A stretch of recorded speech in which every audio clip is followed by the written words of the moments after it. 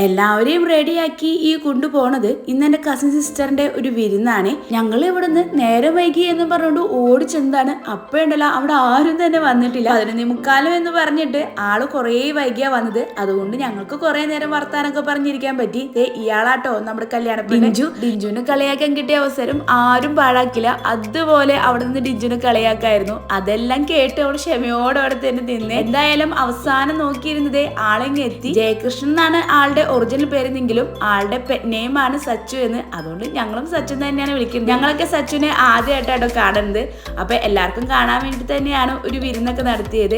എല്ലാവരും പരിചയപ്പെടുത്തി കൊടുത്ത് പിന്നെ ഭക്ഷണമൊക്കെ കഴിച്ച് പിന്നെ ഫോട്ടോ എടുക്കലും കാര്യങ്ങളൊക്കെ ആയിട്ട് നല്ല തിരക്കിലൊക്കെ തന്നെയായിരുന്നു. പിള്ളേർക്ക് ഇതെന്താന്ന് പോലെ അറിയില്ല. പക്ഷെ അവർ രണ്ടുപേരും ചേർന്ന് കഴിഞ്ഞത് ഇതേപോലെ തന്നെ ഓട്ടവും ചാട്ടവും അതിൻ്റെ ഇടയിൽ കുറെ ഇടിയൊക്കെ തന്നെയാണ്. ഒരു കല്യാണം കഴിഞ്ഞ് അതിന്റെ ക്ഷീണങ്ങൾ മാറി വരുന്നേ ഉള്ളൂ. അപ്പോഴേക്കും അടുത്ത കല്യാണത്തിന്റെ തിക്കും തിരക്കൊക്കെ ആയി തുടങ്ങിയിട്ടുണ്ട്. കുറച്ചു നേരം കൂടി വർത്താനൊക്കെ പറഞ്ഞിരുന്ന് ഞങ്ങള് വേഗം അവിടെ നിന്ന് ഇറങ്ങി. കാരണം പള്ളിയിൽ പെരുന്നാളാണ്, പ്രദർശനത്തിനൊക്കെ പോകണം. അതുകൊണ്ട് വേഗം തന്നെ ഇറങ്ങി. അപ്പോൾ ബൈ.